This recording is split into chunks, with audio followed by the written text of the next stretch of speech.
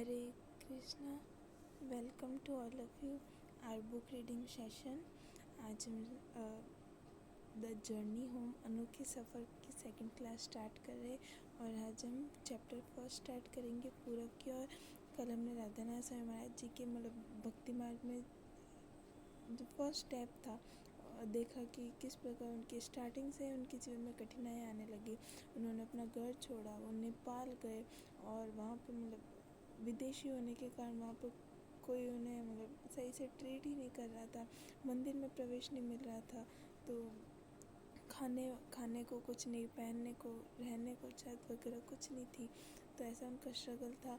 तो अब हम आगे पूरे बुक में उनके स्ट्रगल ही देखेंगे और उनसे सीखेंगे कि उतने स्ट्रगल तो हमारे जीवन में नहीं आते, पर जितने थोड़े बहुत भी आते हैं तो उन स्ट्रगल में कैसे हमें डील करनी है। तो हम स्टार्ट करते चैप्टर फर्स्ट पूरब की ओर।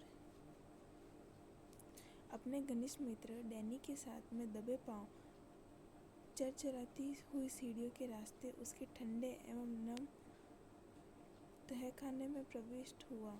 अचानक मुझे ऐसा लगने लगा कि मुझे यहाँ नहीं आना चाहिए था। मेरा दिल जोर जोर से धड़क रहा था।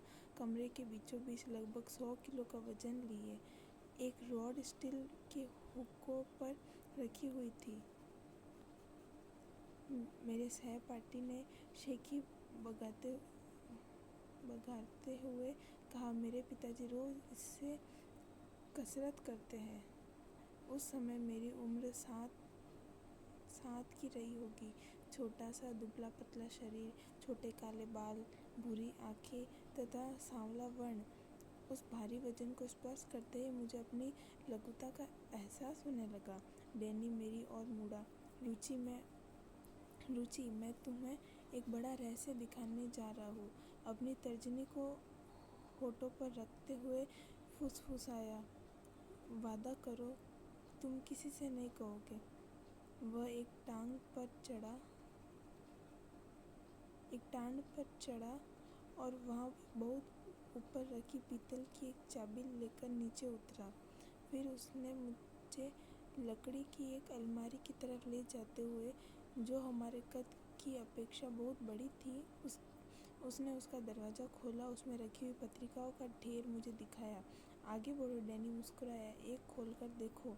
मैंने वैसे ही किया। पत्रिका में निर्वस्त्र स्त्रियों के अश्लील चित्र भरे पड़े थे।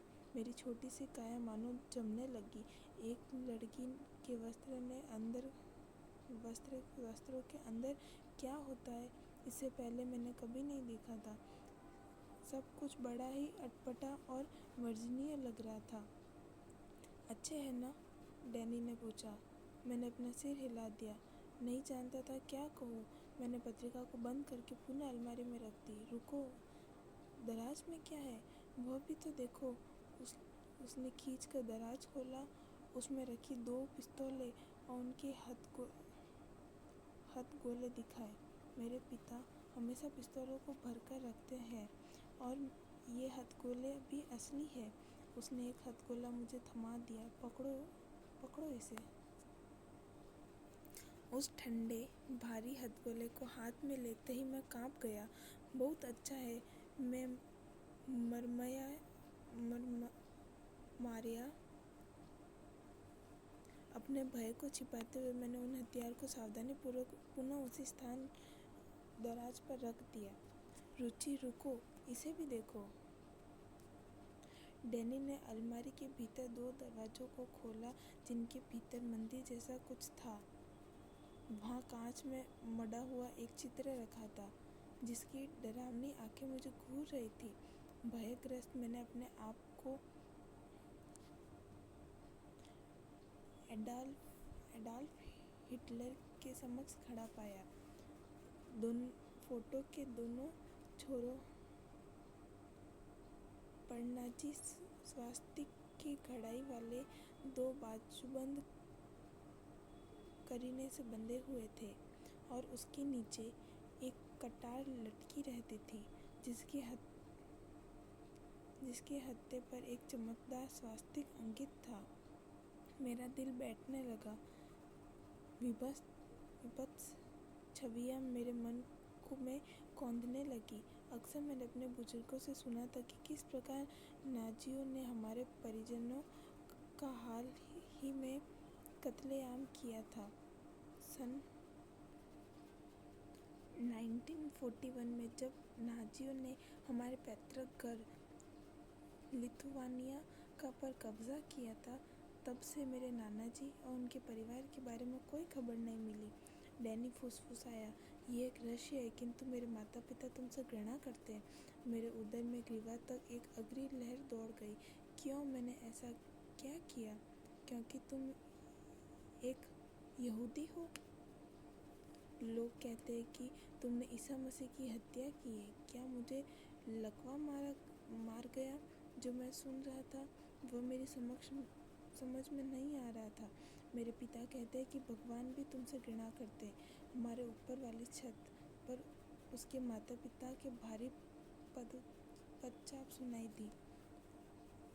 मुझे समझ में नहीं आ रहा था कि मैं भागूं, छिप जाऊं या रोऊं। क्या तुम भी मुझसे घृणा करते हो डैनी? नहीं, तुम मेरे सबसे प्रिय मित्र हो। चूँकि तुम एक यहूदी हो इसलिए बड़ा होने पर शायद मैं तुमसे घृणा करने लगूं, किंतु मुझे आशा है ऐसा नहीं होगा। मैं चेतना शून्य हो गया। अलमारी को ताला लगाकर डैनी मुझे ऊपर रसोई की ओर ले गया, जहाँ उसकी माँ 2 प्लेटों में वैनिला बिस्कुट और 2 ग्लास ठंडा दूध लेकर हमारे आने का इंतज़ार कर रही थी। उनके चेहरे पर एक दबी मुस्कान थी। पदचापों की भारी भरकम आवाज़ ने डैनी के पिता के आने का संकेत दिया। उसके पिता ने गठीले बदन, चौकोरे जबड़े, सलेटी बाल, छोटी पैनी आँखों तथा चेहरों पर धधकीली मुस्कान को देखकर डर के मारे मेरे शरीर में सिहरन दौड़ गई। उनकी उपस्थिति से मैंने अपने आप को बहुत असहाय महसूस किया। मैं सोचने लगा, कहीं इन बिस्कुटों में जहर तो नहीं मिला है, किंतु मैं क्या कर सकता था? बिस्कुट खाने के लिए मुझे बहुत डर लग रहा था। खाओ रिची, क्या बात है? डैनी की माँ ने पूछा। बिस्कुट खाते हुए मैं अपने डर को छिपाने का भयस्कर प्रयास कर रहा था। प्रत्येक निवाले के साथ ईश्वर से मैंने अपनी प्राण रक्षा के लिए प्रार्थना भी कर रहा था। एक पिशाच की भांति रक्तहीन मैं अपने घर की तरफ चल पड़ा। उस नन्ही सी उम्र में मुझ में अधिक तर्क शक्ति नहीं थी, लेकिन मुझे बहुत बुरी तरह से ठेस पहुंची थी। मेरी माँ ने मुस्कुराते हुए मेरा स्वागत किया। वह कमर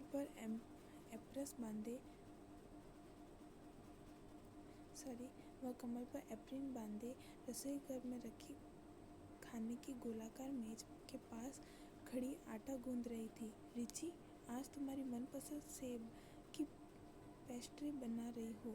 माँ, क्या भगवान मुझसे घृणा करते हैं? मैंने पूछा। बिल्कुल नहीं, भगवान तो तुमसे बहुत प्यार करते हैं। मेज पर बेलन रखते हुए उनकी भौहें के बल पड़ गए। लेकिन तुमने यह प्रश्न क्यों पूछा? मैं उन्हें बताने से डर रहा था, मालूम नहीं, बस यूं ही। और अधिक प्रश्नों से बचने के लिए मैं ऊपर अपने शयन कक्ष में चला गया। मुझे अपनी माँ पर बहुत भरोसा था। मुझे विश्वास हो गया कि ईश्वर मुझसे प्यार करते हैं। बिस्तर पर लेटे लेटे कमरे की छत को निहारते हुए मैं इस बात को समझने के लिए मानसिक तौर पर जूझने लगा कि कैसे घृणा और प्रेम की 2 विरोधाभासी भावनाएं एक ही भगवान से संबंधित हो सकती है। बालपन की मासूमियत में मैं अक्सर चुपचाप और कभी मन में तो कभी फुसफुसाकर ईश्वर से प्रार्थना किया करता था। अधिकतर मैं बिस्तर पर ही प्रार्थना करता और ऐसा करते करते मुझे नींद आ जाती। मैं जब भी प्रार्थना करता मुझे आश्रय की अनुभूति प्राप्त होती थी। मुझे लगता था कोई मेरी प्रार्थना सुन रहा है। मुझे विश्वास था कि भगवान मेरी प्रार्थना सुन रहे और मेरे साथ रहते। मेरे मन में भगवान नामक इस अलौकिक व्यक्तित्व के संबंध में अनेक प्रश्न हुआ करते थे। मैं अक्सर विचार करता, ये भगवान आखिर है कौन? क्या वे एक विशाल मेघ अथवा एक छाया के समान है, या निराकार और अदृश्य है? क्या वे एक मित्र के समान है जो मेरी सारी प्रार्थनाएं सुनते और जिन्हें मैं अपने विचारों के माध्यम से स्पर्श कर सकता हूँ। मेरे पिता श्रीजीरेल्ड और माता श्रीमती इडेल स्लेविन औपचारिक रूप से विशेष धार्मिक नहीं थे, लेकिन वे कृतज्ञ, उदारता, दया और परिवार के प्रति अपने समर्पण भावना द्वारा भगवान में अपनी आस्था प्रकट करते थे। आर्थिक मंदी के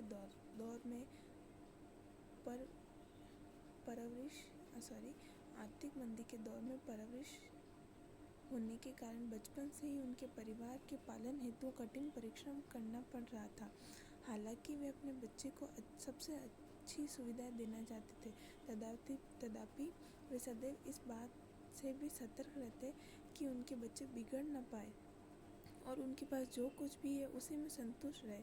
वे कृतज्ञता ज्ञापित करना सिखाते। उस समय मैं 4 वर्ष का था जब सन 1955 में मेरे माता पिता हमें शिकागो शहर में इलिनॉइस हाईलैंड पार्क के शेरवुड फॉरेस्ट नामक एक उपनगर में लेकर आए, जिससे बड़े शहर के प्रदूषक और खतरनाक वातावरण से दूर एक उन्मुक्त परिवेश में हम भाइयों का लालन पालन हो सके। हमारा मोहल्ला एक शांत और समतल क्षेत्र से बसा हुआ था, जहाँ प्रचुर मात्रा में घास और पेड़ पौधे लगे थे। मोहल्ले के सभी घर लगभग एक समान दिखते हैं। बच्चे दिन भर इन्हीं घेरों के बीच खाली जगह और गलियों में खेला करते हैं। अक्सर मेरे माता पिता कहते थे, हमारा छोटा बेटा रिची बहुत प्यारा किंतु थोड़ा विचित्र है। वह ऐसा क्यों है? मुझमें कुछ भिन्न आदतें थी। कोई नहीं जानता था कि वे कहाँ से आई थी। जब तक कि मैं 8 या 9 वर्ष का नहीं हो गया, मैं कुर्सी पर बैठकर खाना नहीं खाता था। मैं नीचे ज़मीन पर बैठकर खाना पसंद करता था, जिसके लिए मेरे माता पिता अक्सर मुझे मना करते। आखिरकार एक मध्यम मार्ग निकला गया कि मैं खाने की मेज़ के पास खड़ा होकर खा सकता हूँ। यह समझौता रेस्टोरेंट में खाने के लिए भी लागू था। अक्सर ऐसा होता था कि रेस्टोरेंट में महिला वेटर मेरे पास आकर पूछती क्या वे मेरे लिए कुर्सी ला सकती है, और मेरी माँ कंधे उचकाकर कह देती इसे कुर्सी अच्छी नहीं लगती। मेरे माता पिता अपने पहनावे का विशेष ध्यान रखते तथा हमेशा साफ सुथरे कपड़े पहनते, परंतु मैं हमेशा अपने नए कपड़ों को पहनने से पूर्व उन्हें बार बार अपनी माँ से धुलवाता रहता, जब तक कि वे पुराने न लगे। जब भी वे मेरे लिए एक नए जूते लाते तो मैं उन्हें पत्थरों से तब तक रगड़ता जब तक कि वे घिस न जाते। जब भी मेरे पिताजी नई कार लाते तो उसकी पिछली सीट के फर्श पर दुब कर बैठता था जब तक कि वह कार पुरानी नहीं हो जाती। अपने पास दूसरों से अच्छी चीज़ें होने पर मुझे लज्जा आती। गरीब और दलित लोग मेरे आदर्श थे। एक बार मेरे पिताजी पूरे परिवार को स्थानीय कंट्री क्लब में रात्रि भोज के लिए लेकर गए। उस क्लब में मेरा एक सहपाठी बहरे का काम कर रहा था। उसे देखकर मैं तुरंत मेज छोड़कर भाग गया, क्योंकि अपने सहपाठी द्वारा सेवा करवाना मुझे असहनीय लगा। इस प्रकार मैंने सबकी शाम चौपट कर दी। कार में मुझे अकेले बैठे देखकर जब मेरे दादाजी ने मुझसे उसका कारण पूछा, तब मैंने अपनी भावनाएं उन्हें बता दी। कोई बात नहीं रिची बेटा, तुमने जो किया वह ठीक किया था। मुझे तुम पर गर्व है, दादाजी ने कहा। मेरे जीवन में अपने दादाजी श्री विलियम बी स्लेविन की गहरी छाप पड़ी। उनका स्नेहपूर्ण स्वभाव धर्म के प्रति उनके गहरे विश्वास को दर्शाता था। मैं प्रत्येक मंत्रमुग्ध होकर उन्हें अपनी पुरानी जीवन शैली का अमेरिकी जीवन शैली के साथ शांत और विनीत भाव से सामंजस्य बैठाते हुए देखा करता था। पारिवारिक भोज के समय प्रातः में उन्हें भोजन से पूर्व धीरे से प्रार्थना करते देखता था, जबकि आसपास साथ बैठे हम लोग बिना कोई प्रार्थना किए अपना भोजन आरंभ कर देते थे। जब मैं यहूदी धार्मिक स्कूल में जाने की अवस्था तक पहुंचा तो मेरे पिता ने मेरे पास स्कूल का खर्चा वहन करने की क्षमता नहीं थी। तथापि मैं सदैव ही सभी सुविधाएं प्रदान करने का भरसक प्रयास करते थे। जब मैं 13 वर्ष का हो गया, वे मुझे रब्बी प्लीज के पास साधारण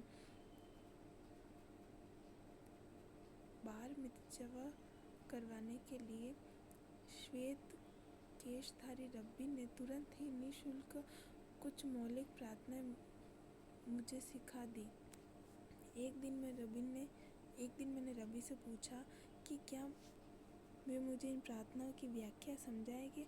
उनकी मृदुल भूरी आंखों में आंसू झलक आए और उन्होंने स्नेहपूर्वक मेरा आलिंगन कर लिया। इस घटना को मैं कभी नहीं भूल पाता। अपनी पुरानी यिडिश बोली में उनकी भावनाएं छलक पड़ी। उन्होंने मुझसे कहा, बेटा रिची, इस प्रार्थना के अर्थ को समझने की तुम्हारी जिज्ञासा और गंभीरता देखकर मैं बहुत संतुष्ट हूँ। अब यह दुर्लभ होती जा रही है।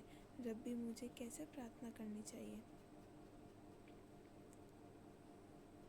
उनके चौकोर जुरीदार चेहरों पर मुस्कान की एक चौड़ी रेखा फैल गई।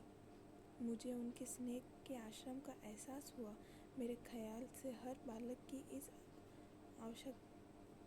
इसकी आवश्यकता है। उन्होंने कहा, यहूदी कानून पर रब्बियों द्वारा हजारों वर्ष पूर्व लिखी तालमुद नामक पुस्तक में यह शिक्षा दी गई है कि हमारे लिए यह श्रेयस्कर है कि हम ईश्वर से अपने लालच, कठिनाइयों और आशंकाओं पर विजय पाने की शक्ति मांगे ताकि हम उनकी इच्छाओं की पूर्ति कर सकें। ऐसी प्रार्थना अपनी निजी इच्छाओं की पूर्ति की प्रार्थना से कहीं श्रेष्ठ है।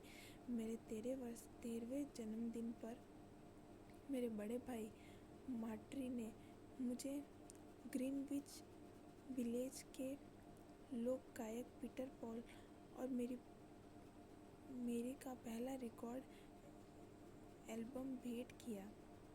उनके गीतों में युद्ध, पूर्वाग्रह और सामाजिक अन्याय के प्रति विरोध का स्वर था, किंतु ईश्वर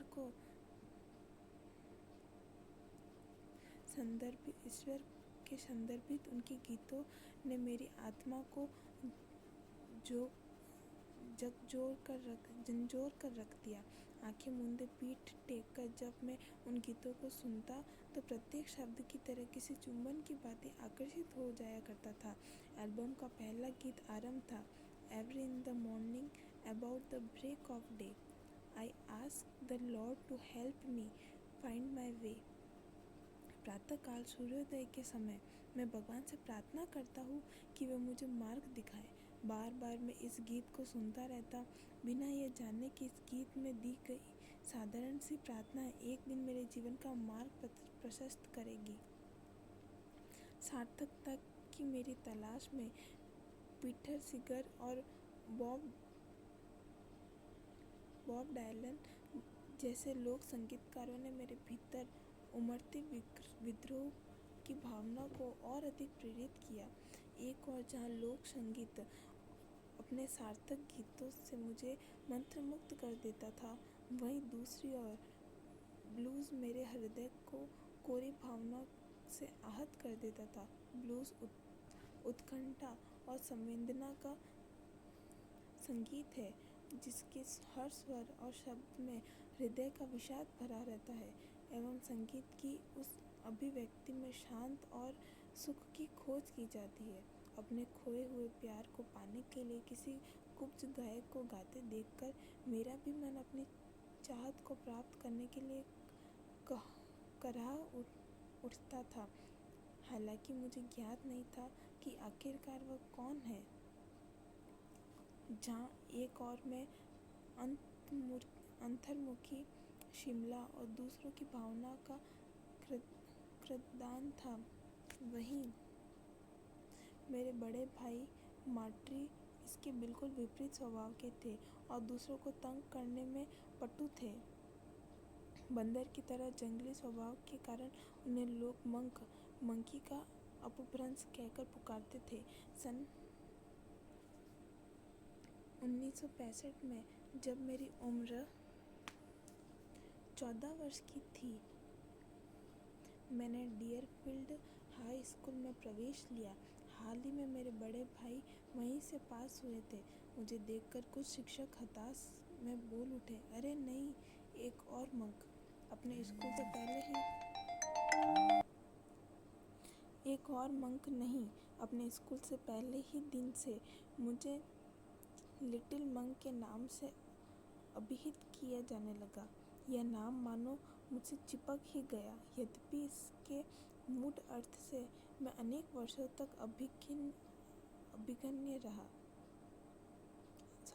अनभिज्ञ रहा। हरे कृष्णा। आज हम यहीं तक ही रीड करेंगे।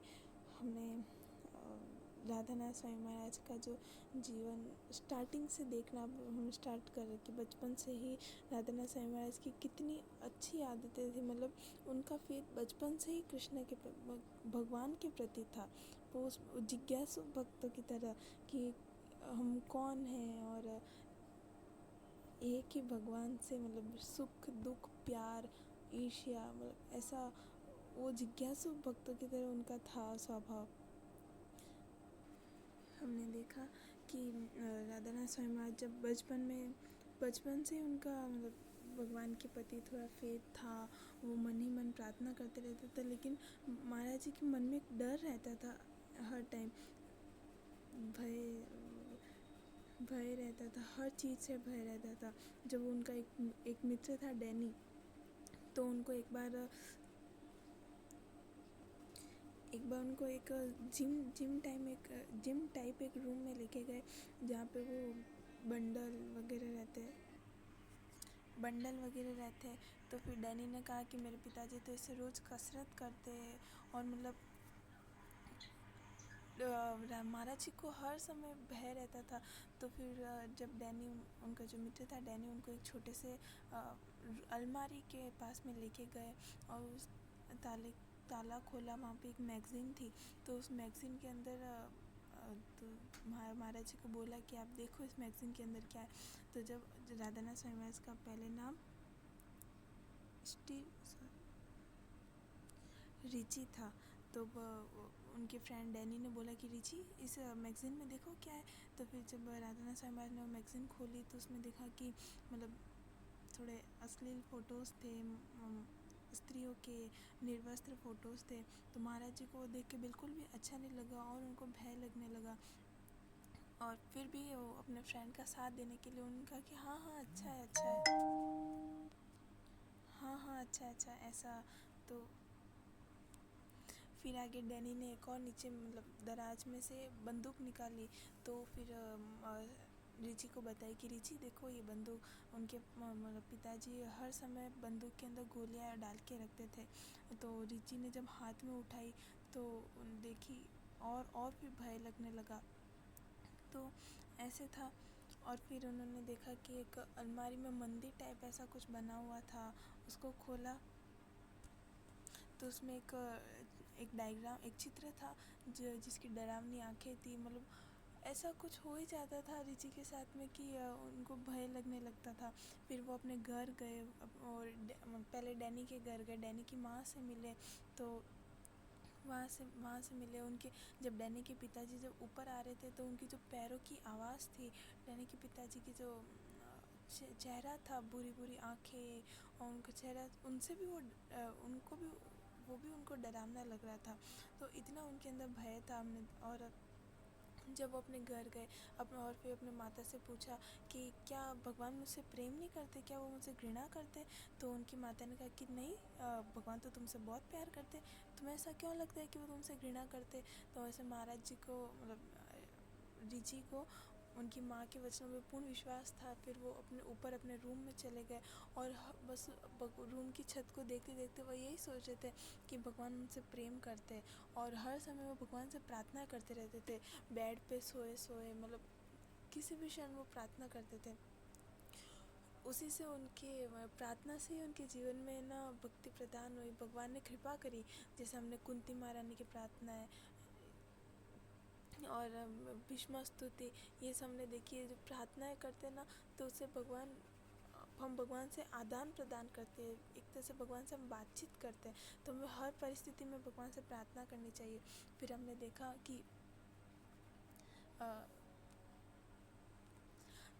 कि रिची की बचपन से ही आदतें बहुत अच्छी थी। उनको ज़मीन पे बैठ के खाना पसंद था, वो बहुत शांत स्वभाव के थे, मतलब वो दूसरों को परेशान नहीं करते थे इतना। उसी की विपरीत जगह उनके जो भाई थे वो सबको परेशान किया करते थे। उनका स्वभाव ऐसा ही था, सबसे झगड़ा करना। तो ऐसा फिर एक बार उनके पिताजी उनको एक क्लब में लेके गए डिनर के लिए। तो उन्होंने देखा कि उनका एक फ्रेंड है जो वहाँ पे काम कर रहा है वर्कर के रूप में। तो उनको बिल्कुल भी अच्छा नहीं लगा कि वो अपने फ्रेंड के साथ अपनी पर्सनल सेवा कैसे करवाए, तो वहाँ से भाग गए। फिर उन्होंने अपने दादाजी को बताया ऐसा। उनके दादाजी ने उनको काफ़ी सपोर्ट किया कि नहीं तुमने बहुत अच्छा किया। उनके हृदय में एक दया की भावना थी। फिर देखा कि उनके दादाजी भी खाने से पहले भगवान से प्रार्थना करते हैं। तो उन्होंने वहाँ से सीखा कि भोजन से पहले भी भगवान से प्रार्थना करनी चाहिए। तो यही देखा हमने कि जो महाराज जी थे, राधानाथ शर्मा जी, रिची, उनकी आदतें बचपन से ही बहुत अच्छी थी। उनको टेबल पे बैठ के खाना नहीं पसंद था, वो कुर्सी को लाइक ही नहीं करते थे, वो खड़े खड़े खा लेते, पर ज़मीन पे या टेबल पे बैठ के खाते थे। उनके अंदर दया भाव करुणा थी, और उनको ये सब गंदी आदतें चीज़ें बिल्कुल भी पसंद नहीं थी। ये सब हमने देखा। और बस महाराज जी के हृदय में एक भय रहता था और वो हर समय भगवान से प्रार्थना करते रहते थे। तो आज के इस लेक्चर से हमने समझा कि महाराज जी ने समझाया कि हमें भी भगवान से प्रार्थना करनी चाहिए, भले कोई भी परिस्थिति हो, विपरीत, अनुकूल, प्रतिकूल, बस हमें भगवान से प्रार्थना करनी चाहिए। प्रार्थना से ही हमारे जीवन में प्रार्थना से भी हमारे जीवन में भक्ति आ सकती है। ऐसा तो भगवान महाराज जो रिची है उनके जीवन में जितना भी परिवर्तन आया सब प्रार्थना की वजह से आया।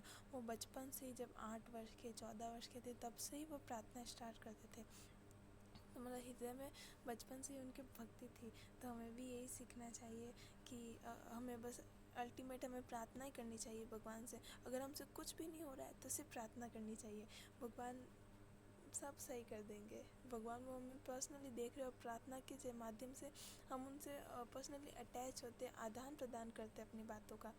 तो आज हमने देखा, आई होप आपको समझ में आया होगा। अगर नहीं आया, कुछ और पॉइंट्स है तो आप मुझे कमेंट में पूछ सकते हैं। तो आज हम यहीं तक ही रीड करेंगे। वांछाकल्पतरुभ्यश्च कृपा सिन्धुभ्यैव च पतितानां पावनेभ्यो वैष्णवेभ्यो नमो नमः। अनंत कोटि वैष्णवीन की जय। नमाचार्य श्री हरिदास ठाकुर की जय। जगत गुरु श्रील प्रभुपाद की जय। हिज होलीनेस राधानाथ स्वामी महाराज की जय। हरे कृष्णा।